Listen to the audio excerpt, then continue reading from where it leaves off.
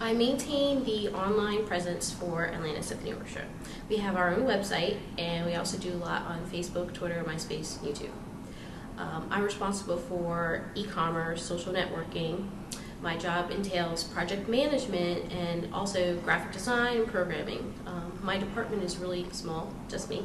So I really have to be a jack of all trades and specialize in, and I guess I would say I was specialized in project management and then programming. So, well, the basics would be bachelor's. You don't have to have a bachelor's degree in this industry, but it does help, especially just for networking with people and getting jobs. I'm self-taught, so I first in college taught myself HTML and Photoshop.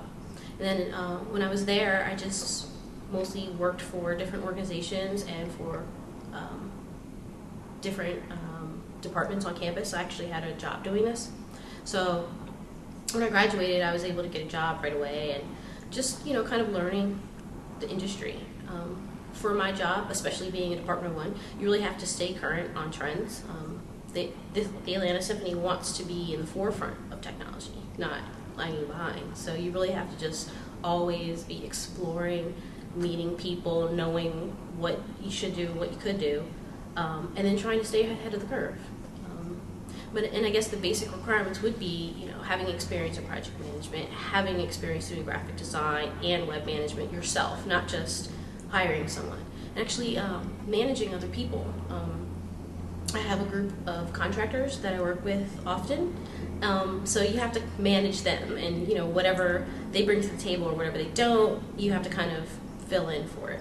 And the structure of this organization is a little bit different too, because we're part of the Woodruff Art Center, so they have their own IT department. So even though I'm just a department of one, I call them for things that I don't have here, and they mostly manage the e-commerce portion. So I go to them whenever I have a problem with my shopping cart. So this is a lot of management experience. And then I would just say you have to really have a good design sense. I do a lot of the graphic design on the website, but I actually hired a graphic arts company to do the basics, but upkeeping it and knowing what's the appropriate style for the Atlanta Symphony.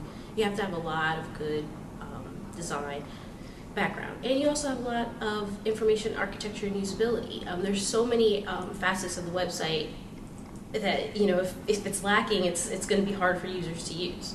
So just like the navigation, how the information is laid out on the page, the color scheme, what else? Just and actually the copy.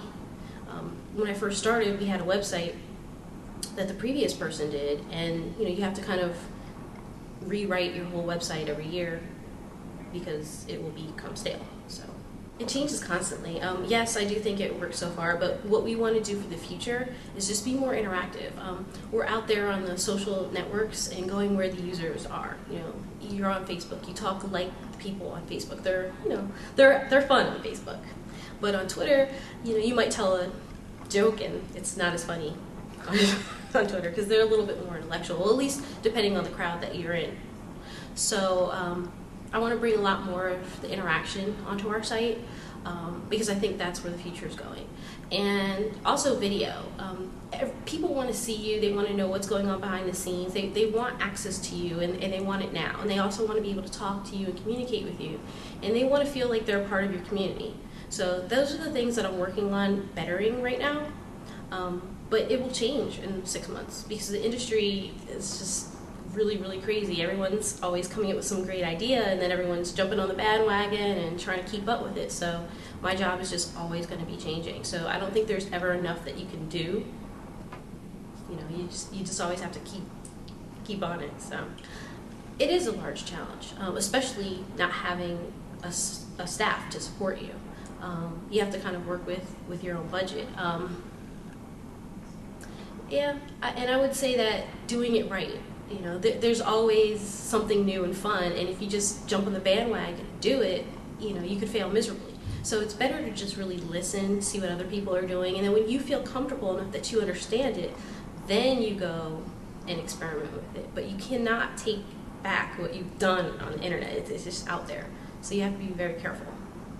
Well, I think that right now, interactive media is going to be the lifeline of the organization.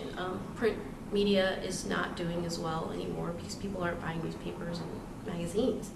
All those industries are kind of disappearing, and I don't think they'll disappear completely, but their business models will have to extremely change and adapt. So right now we're doing a lot more spending on digital advertising. I think that will continue.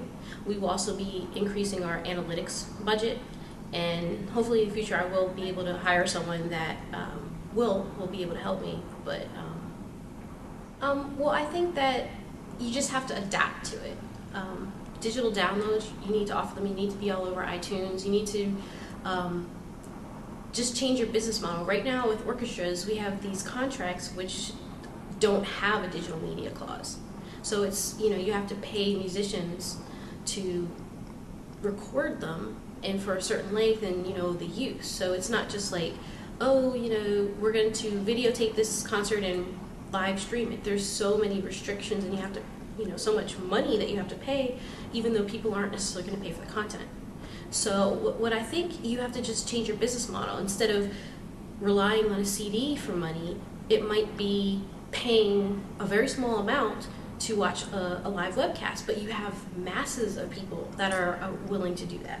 And then you have your auxiliary products, which might be a t-shirt or a jacket, and you have to kind of build your brand against those type of things. Kind of like what the music industry is doing now, with people and their ringtones, and then your live concerts. That's what brings the money in. So classical music is definitely very, very good live. So you have to kind of pique people's interest to come and see the live concert, which is where you're going to make your profits. And also, you have to kind of appeal to two types of people. Well, more than two types, but basically your older constituents who are hardcore, classical, I don't want anything new, and then your younger crowd, which might want to infuse elements of hip-hop and rock into classical. So it's like you have to really just reach new audiences. They're always talking about a business model. Do you just appeal to the people that you have and just give them more, or do you broaden your reach and kind of, you're not giving less to the people that you have, but it almost is. So what I think, we have to broaden, because it's not going to survive with people who aren't going to be around. I just think that classical music has to reach people, and it has to mean something to someone else. And also, I think that you have to educate people. Someone that's maybe 19 years old, they have to understand why classical music is a good art form without any infusions from hip-hop or rock. Why preserve art? Why would you go to the Natural History Museum to see a dinosaur? Are you going to put like a fleece jacket on the dinosaur? No, you're not going to do that. You have to appreciate the art for what it is and have people understand that their kids need to understand, to love this, and that they're going to be more enriched and kind of like be a more rounded person. But, not in the non-cool sense of my teacher should do this. It has to be cool to people. It has to, be appealing. I think it helps. But I think it has to come from the actual musicians and the conductor, because you have your organization, that's cool, and you have your marketing, whatever, but you also have to make sure that the core is the truth, not just some fancy marketing scheme, And I think that our orchestra is very unique because we do a lot of commissions. We focus on American music and new composers and new works, so I just think that just that in itself is very appealing to people. And I think that the interactive media just supports that.